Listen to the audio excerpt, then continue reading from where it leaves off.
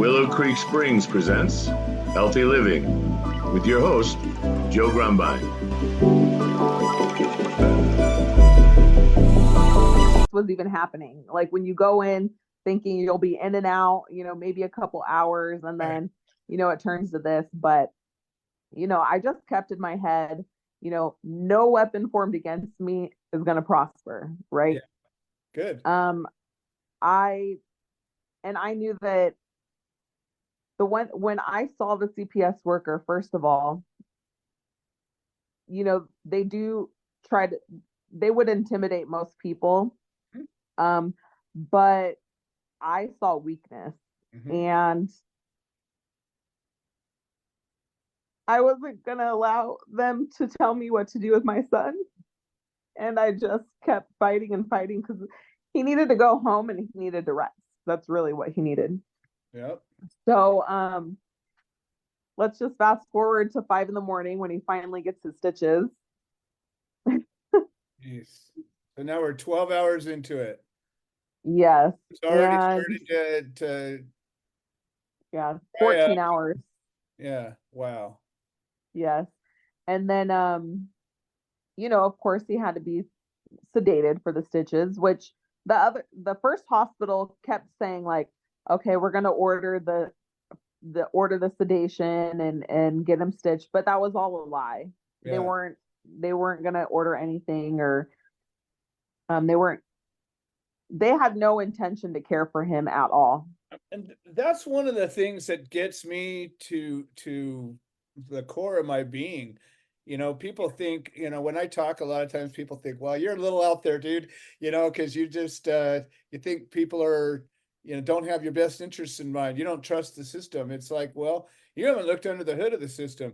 You haven't been thrown in the back of a cop car and thrown into a holding cell for a while and listen to what people say. You haven't had those things happen to you, so you assume things are all right. Going to medical care, you would think that would be a highest level of professionalism, of training, of courtesy. Their Hippocratic oath is to harm none. All of these things you would say, well, I should be able to trust these people that are here to care for me. But when you hear a story of any dishonesty, like if you're not holding yourself to the highest standard, meaning you're doing everything you can for the best good of the situation right then and now, and you're doing anything other than that, all right, that slides it to the middle or to the bad side. But you want to be dishonest to me about anything? Well, I'm sorry, I lost all confidence, all faith, 100%. And people wonder why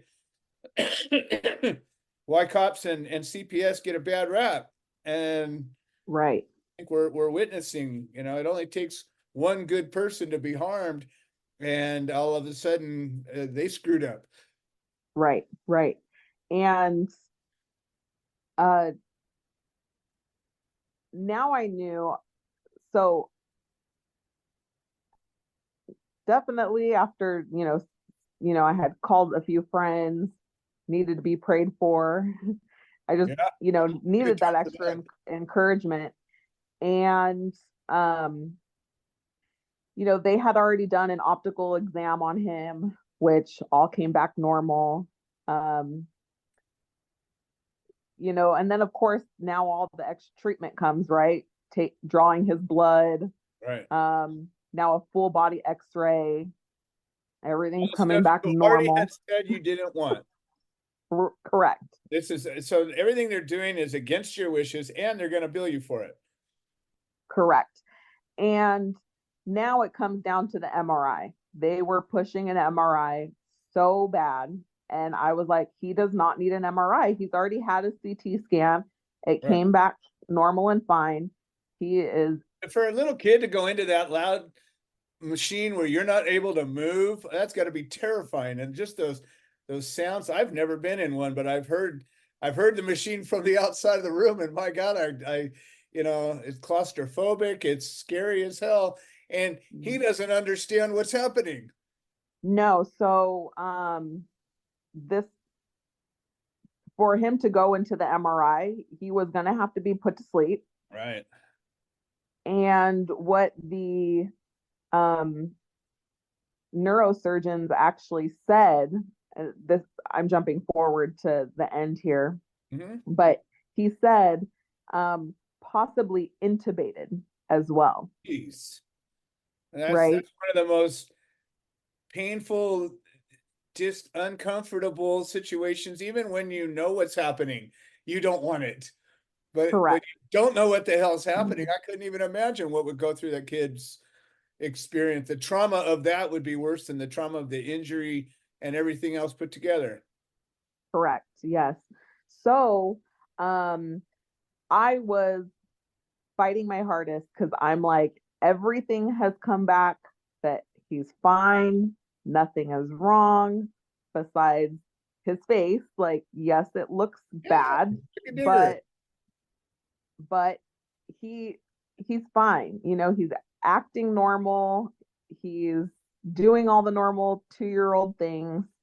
And we, you know, my husband was there. He saw what happened and he was like, okay, he's fine. Let us go home. Well, and if you've ever had a head injury, which again, I've had a bunch, people say I'm a little nutty. Well, it might have been all the conks on the head, but if you get a concussion, if you go into shock, it is a clear pattern. And there are things that happen. Your eyes dilate, your skin gets clammy, you want to go to sleep, you're not cognizant, you're not communicating right.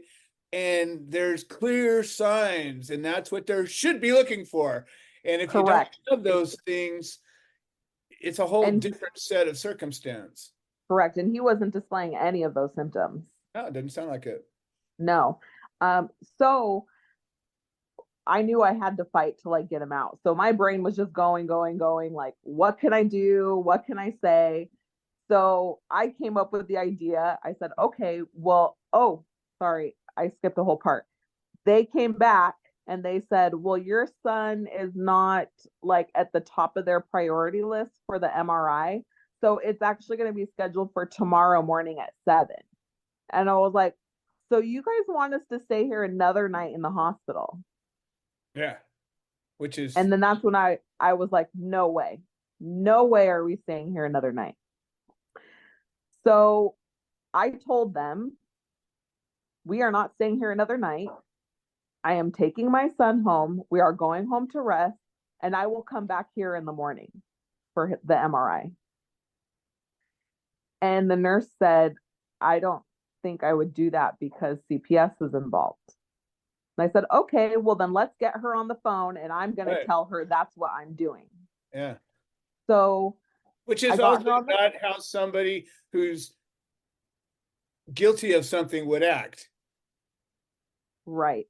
You know, I mean, if somebody feels that CPS really has a stand to go do something, which they don't, except for the fact that they hold all the cards. But if somebody doesn't, think that there's something to hide, they're not going to go, oh, whatever. I'm going to tell you what I'm up to. I mean, it's, they're going to avoid the situation at all costs. Right. Yes. So I called her with him in the room and her on speaker. And I said, I told her exactly what I told him. I said, I am taking him home. We are going to go home and rest. We will come back here in the morning for the MRI. And then I said, or I will have his MRI transferred out to Rady's, which is 15 minutes from our house, and we will do the MRI there. And she said, if you do that, then I am filing the paperwork right now, and we are going to come take your son. Wow. And then wow. the bedside nurse. And is the cop still there? No. I mean, that's at that point that I think you'd want him there. Well, they they transferred us to a hospital an hour away. Oh, geez. Of course. Where we're at. Wow. And So the nurse heard that, and what I didn't know at that time was I think that really upset him The nurse? because he knew, yes, I think the nurse at that point knew that what they were doing was wrong. Yeah. And I think they would have figured it out a long time before that, but no, but you know what? They just continue saying things like, well, we can't see inside his neck, right. or we can't see, we can't see inside his head.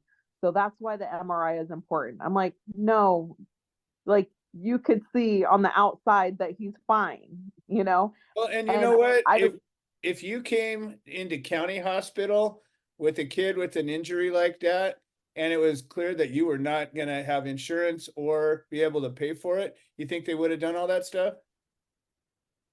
They probably would have no, put a couple stitches on it, threw a Band-Aid on it, and sent you home. correct. And I had asked the nurse, and so then the nurse said, well, he started talking to the CPS worker, and he said, why don't we get a meeting going, and we get the doctors in here and then you on the phone, and the parents, and we discuss what is really medically necessary here. And I thought that my fight was over. I was thinking they were going to come in to basically like bully me some more and talk with the CPS worker and tell her like, yes, this is what he needs. And I was just going to have to, cave in and just stay there another night and do what they said. Right. And she said, yes, I think that's great. And I agreed. And she said, but I need my supervisor on the phone. He's like, that's great. Your supervisor could be on the phone. About 5 minutes later, he came inside, and, and I'm actually skipping over like a lot of stuff that they did that was not right. I actually just tell you, remember I had told you they did the optical exam? Mm-hmm. 4 hours later, somebody else came inside, and to do the optical exam, they have to put eye drops in your eyes to dilate your pupil. Right. And 4 hours after they had already done that, a woman came in to do it again. And I'm like, oh, why are you doing this? You guys just did it 4 hours ago and he was fine. Yeah. And he goes, oh, no, we need to do it again. I'm like, no, you don't. And she got very upset with me that I did not want that to happen again. Well, a couple hours. In your eyes to get them dilated twice in such a short period. I couldn't imagine that. Correct. And she put the eye drops back in his eyes.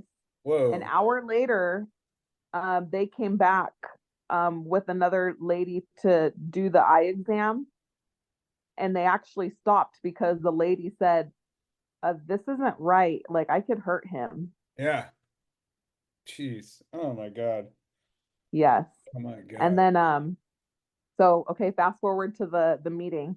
All right, you're on my show. We can go back and forth all we want.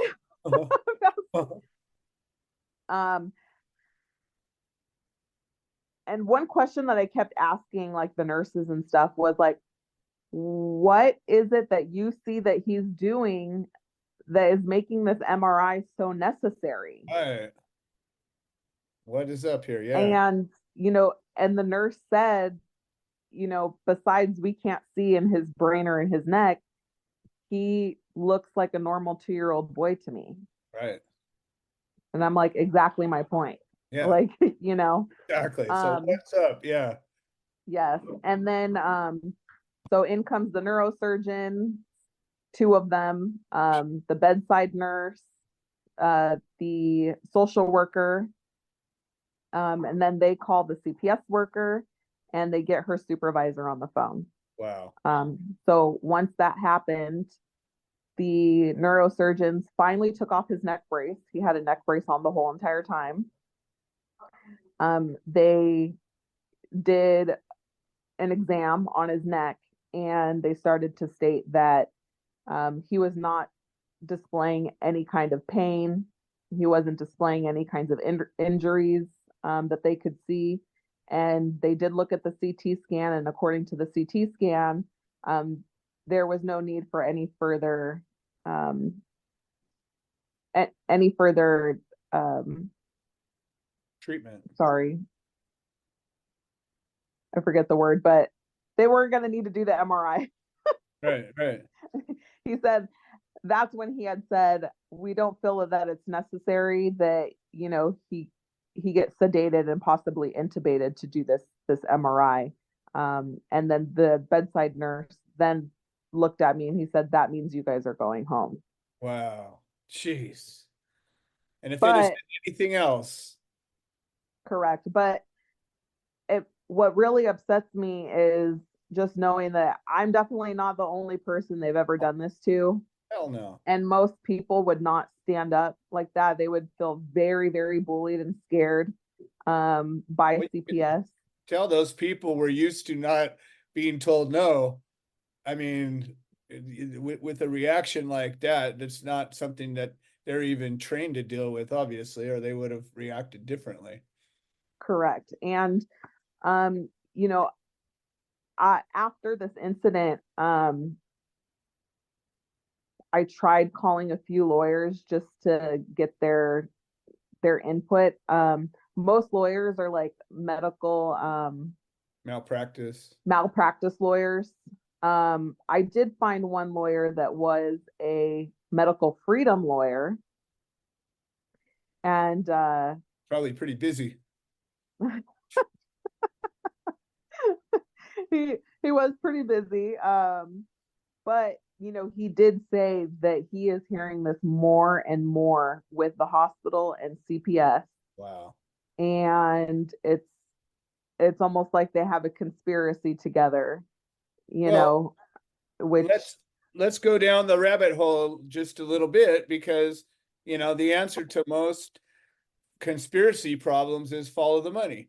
Who stands to benefit from any set of actions, and you could probably figure out what's going on if you could figure out that.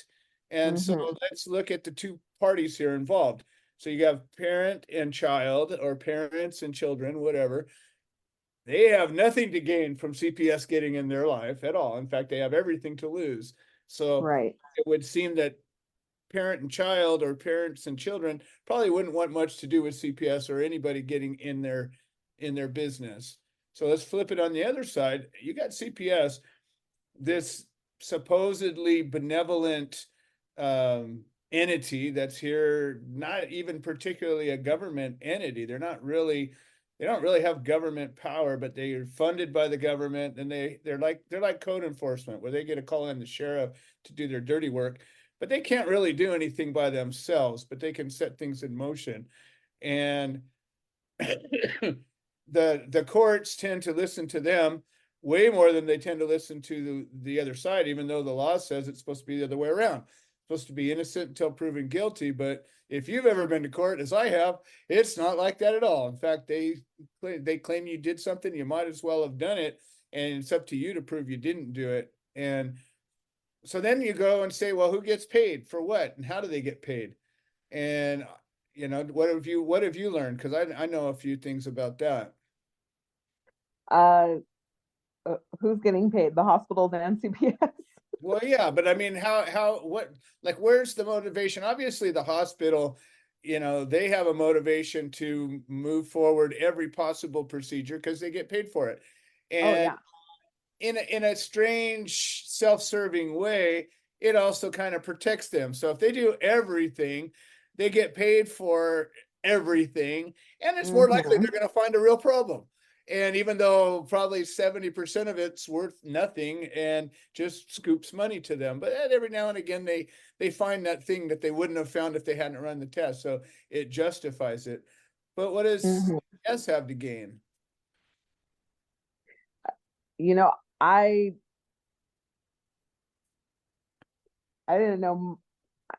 You could elaborate on that one. I'll tell you, and this is what I've learned the hard way in dealing with parents that have had their kids taken away, parents that have had their kids threatened to be taken away.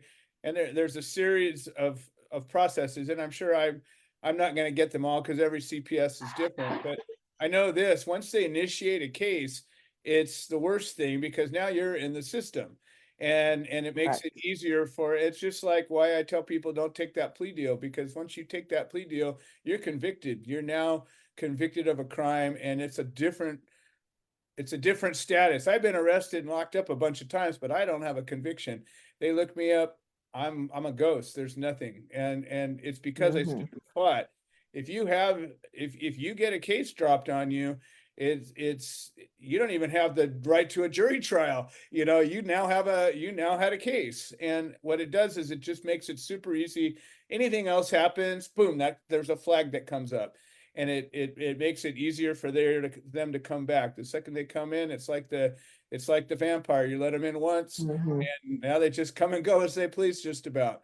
So that's the first piece, is they sort of establish their way in.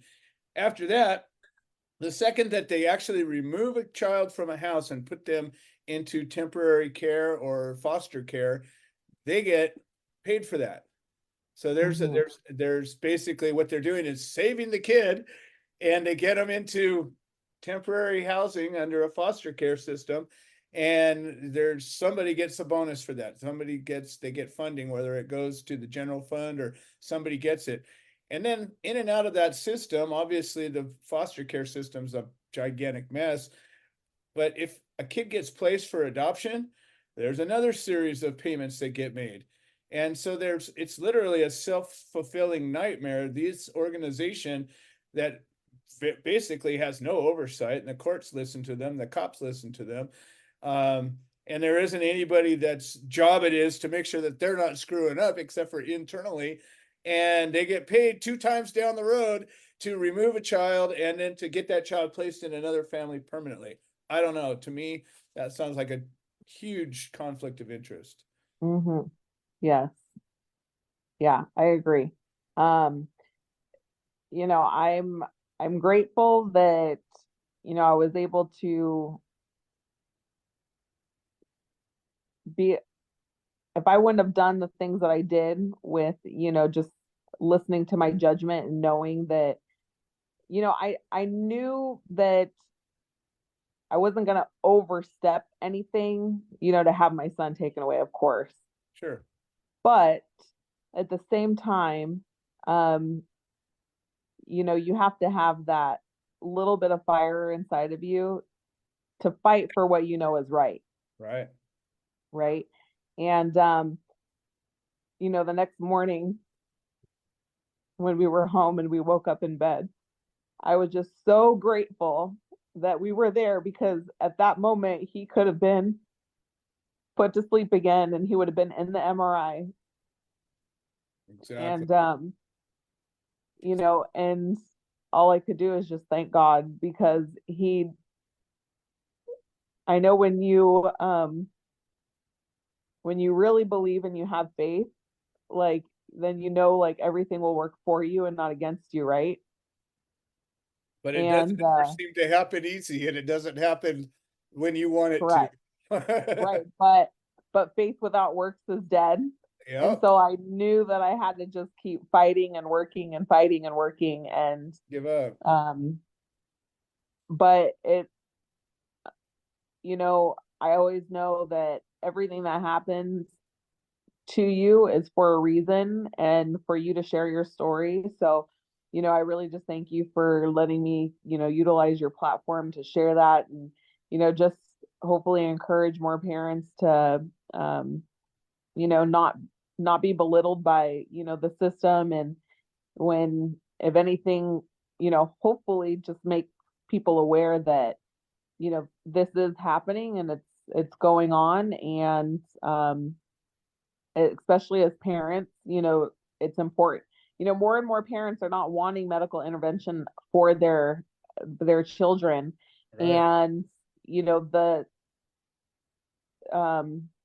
medical industry is starting to they realize that, and they know what's going on. So they're going to do anything in their power to get us to cower and to bow to them. And it's our right as parents to be able to stand up and say, no, this this isn't what we're going to do.